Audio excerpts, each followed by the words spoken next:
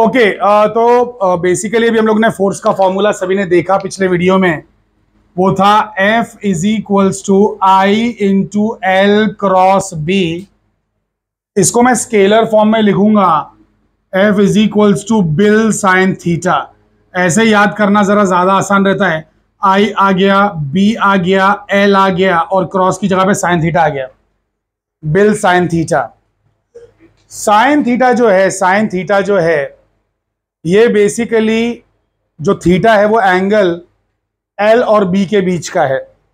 और हमने जितने भी केसेस देखे उसमें हमने एल और बी को परपेंडिकुलर रखा था, तो थीटा हमारा 90 हो गया, तो साइन 91 हो गया। तो इन जनरल जब लेंथ मैग्नेटिक फील्ड को परपेंडिकुलर रहेगी, जब वायर की लंबाई मैग्नेटिक फील्ड को परपेंडिकुलर रहेगी, तो एंगल 90 बनेगा, साइन 91 होगा और फोर्स का फॉर्मूला सिंपल सा हो जाएगा, बिल।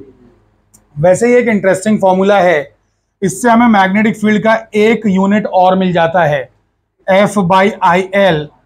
तो it is Newton per ampere metre. Magnetic field के बाकी के यूनिट्स तो आप पहले से ही जानते हैं, एक है टेस्ला, एक है weber per metre square, tesla या वेबर पर मीटर स्क्वायर।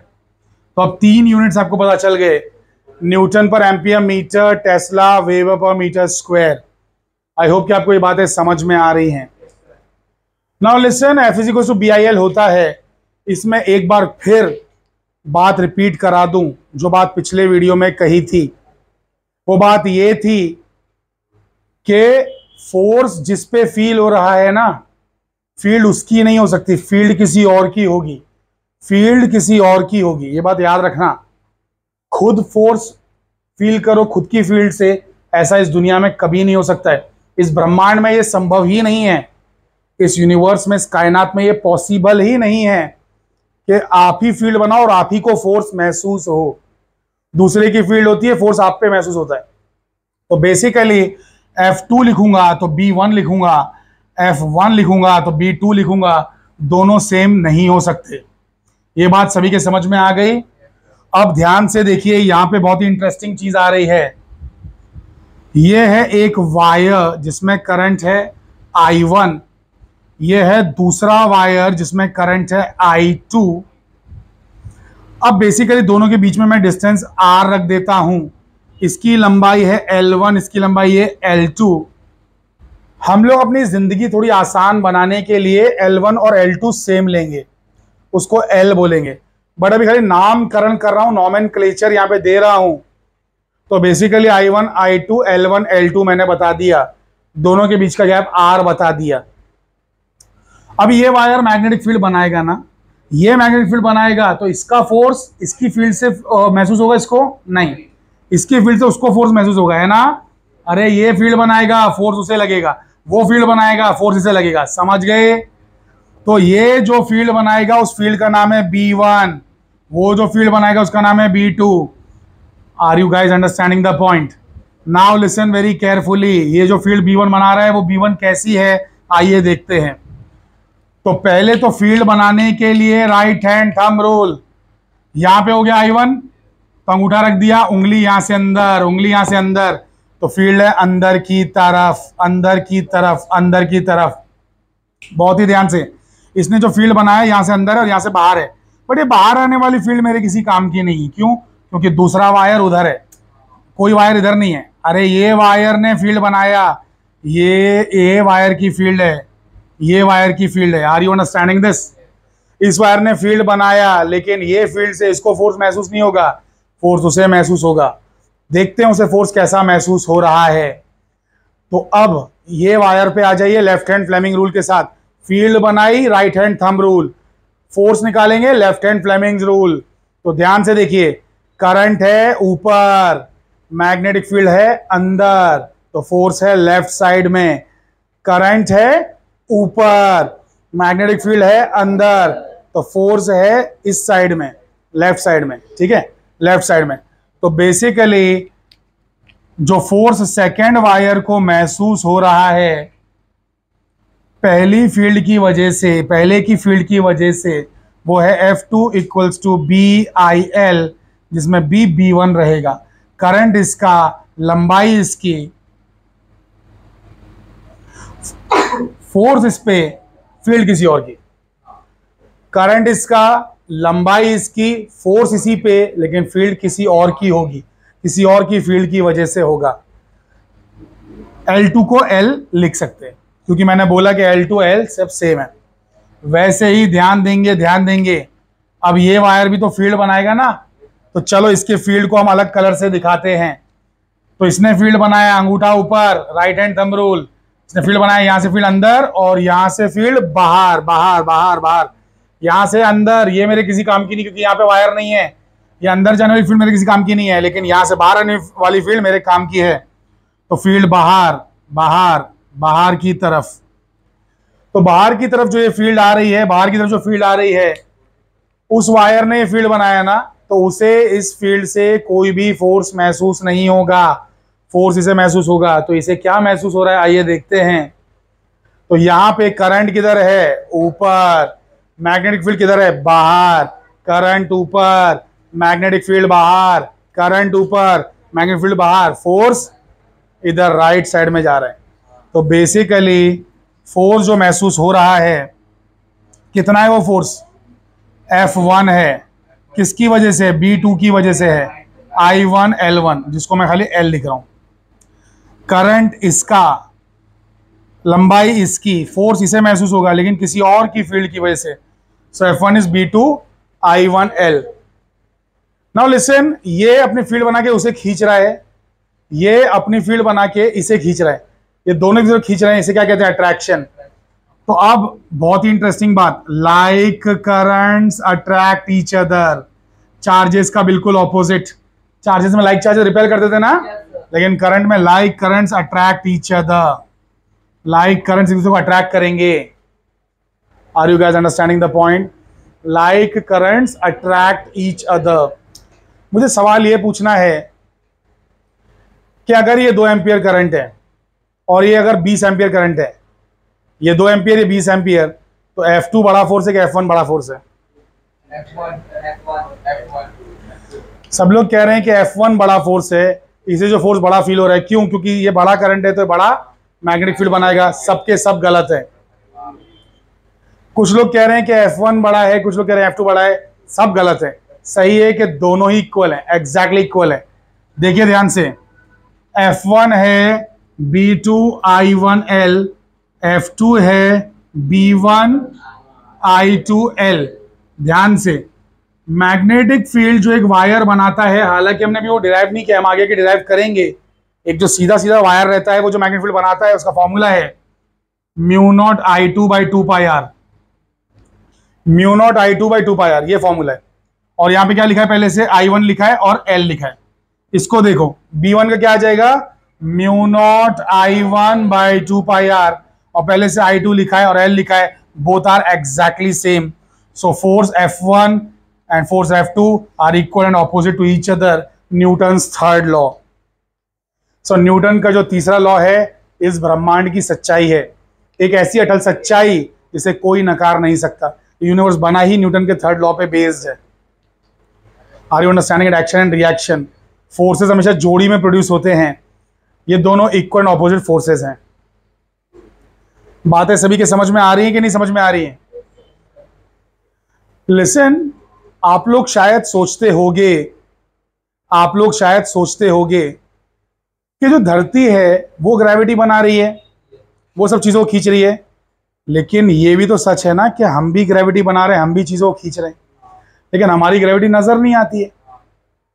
हमारी ग्रेविटी इसलिए नजर नहीं आती बिकॉज हमारा मास बहुत कम है, हमारा मास बहुत ही तुच्छ है। अरे क्या मास है हमारा, 100 किलो, 50 किलो, 25 किलो। तो कहने का मतलब है कि मास जो है बेसिकली, 100 किलो कौन बोला? सो लिसन, हमारा मास जो है बहुत ही कम है, तो हमारी ग्रेविटी बहुत ही कमजोर है इस बंदे की वजह से। यूनिवर्सल ग्रेविटेशनल कांस्टेंट ये फॉर्मूले में आ जाता है। तो जब तक कोई मास इसको क्रॉस नहीं कर देता, तब तक के वो बड़ी ग्रेविटी बना ही नहीं सकता है। ये 10⁻11 है, 6.67 × 10⁻11। तो ये फॉर्मूले में आता है, फोर्स के फॉर्मूले में, F इक्वल टू Gm1m2/r²। तो पृथ्वी जो रहती है उसका मास 10⁻24 में है, वो इससे जीत जाता है, तो ग्रेविटी तगड़ी बनती है। लेकिन हमारा मास 50 किलो है, वो इससे कहां जीतेगा? ये मैं बहुत ही क्रूड लैंग्वेज में बोल रहा हूं, थोड़ा ज्यादा डिटेल में बोलना है। तो ग्रेविटेशनल एक्सेलरेशन जो हम क्रिएट करेंगे, that depends on our mass.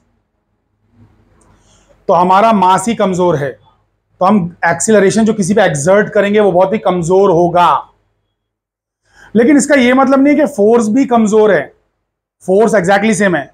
Listen, आज मैं आप लोगों की आंखें खोलना चाहता हूं, सभी लोग अपनी आंखें खोल लीजिए पूरी तरीके से। धरती जितनी ताकत से तुम्हें खींचती है अपनी तरफ, तुम भी उतनी ही ताकत से धरती को खींचते हो। तुम कहोगे लेकिन सर ये तो झूठ है, अगर ऐसा होता तो जब मैं उछलता तो धरती को मेरे पास आना चाहिए, मैं क्यों धरती के पास जा रहा हूं? धरती के पास मुझे आना चाहिए ना, धरती मेरे पास आना चाहिए, मैं धरती के पास क्यों जा रहा हूं? लिसन, तो यहां पर है अर्थ और यहां पर है आदमी। साइड व्यू दिखा रहा हूं, साइड व्यू। यहां पर है धरती, यहां पर है आदमी। आसमान से एक हाथ आया, जादुई हाथ, उसने इस आदमी को पकड़ा और पकड़ के साइड में ले गया। आदमी को छोड़ा तो आदमी भागेगा, लेकिन अगर धरती को छोड़ा तो धरती भागेगी, लेकिन बहुत स्लो। लिसन, फोर्स बराबर है, फोर्स बराबर है, फिर भी धरती स्लो क्यों हुई? देखिए ध्यान से, ध्यान से, आप लोग का आंसर राइट है। सभी लोग सिर्फ ध्यान से सुनेंगे, कोई कुछ नहीं कहेगा।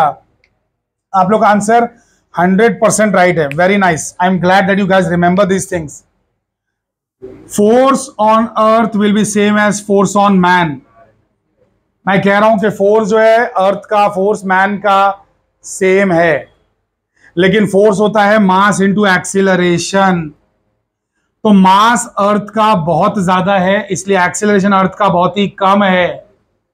मास मैन का बहुत कम है, इसलिए एक्सीलरेशन बहुत ज्यादा है। अरे दोनों का प्रोडक्ट सेम रहना चाहिए ना, प्रोडक्ट। फोर्स सेम है लेकिन मास ज्यादा तो एक्सीलरेशन कम, मास कम तो एक्सीलरेशन ज्यादा।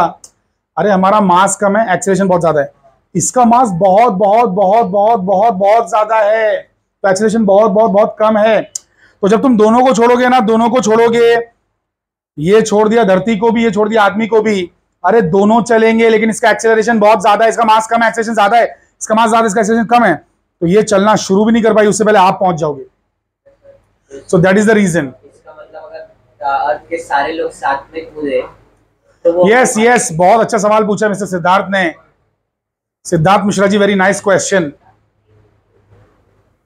कि अगर धरती के सारे लोग अगर एक साथ जंप करते हैं तो क्या धरती को हिलाया जा सकता है? यस, सारे लोग एक साथ जंप करेंगे तो धरती सच में हिलेगी, सच में हिलेगी। एक साथ सभी लोग अगर जंप करेंगे तो धरती भी चलना स्टार्ट करेगी। लेकिन ऑब्वियसली आप सबका मास मिला भी लेंगे तो कीड़े मकोड़े भी नहीं हो आप अर्थ के सामने।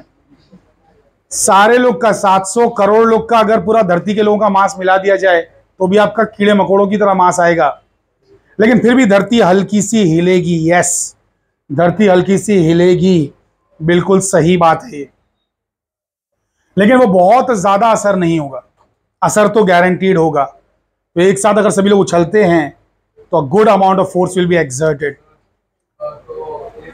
अर्थ के इक्वल मास का कोई प्लैनेट अर्थ के पास में आया तो दोनों का एक्सेलरेशन बहुत ज्यादा। Perfect perfect. नहीं लिसन, तो भावेश कुमार का ये सवाल है कि अगर दो अर्थ जैसी चीजें नजदीक आ गई तो उसमें क्या होगा? क्या वो बहुत स्लो स्लो आएंगी? नहीं, थोड़ा सा फास्ट आएंगी।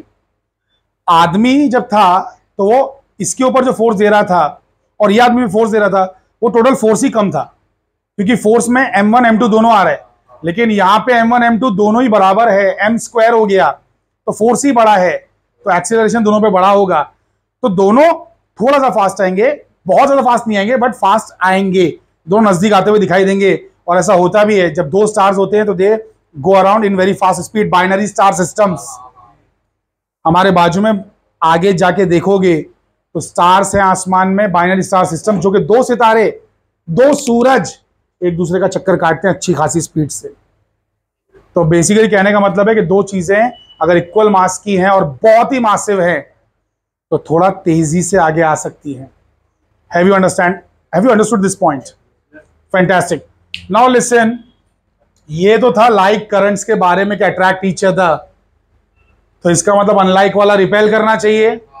चलो चेक कर लेते हैं कि अनलाइक वाला रिपेल करता है कि नहीं करता है. आइए चेक कर लेते हैं. तो सभी लोग बहुत ही ध्यान से यहां पे देखेंगे. Look here very carefully. ये है एक ऊपर जाने वाला करंट I1, ये है नीचे जाने वाला करंट I2. ऑपोजिट डायरेक्शन में देख रहे हैं तो अनलाइक करंट्स हो गए. Unlike currents. इसने जो फील्ड बनाया देखिए ध्यान से. इसने जो फील्ड बनाया यहां से वो फील्ड अंदर जा रही है, तो फील्ड अंदर जा रही है, मैंने क्रॉस बना दिया. वो फील्ड का नाम है B1. I1 ने बनाया B1. Are you guys understanding this? I1 ने बनाया B1.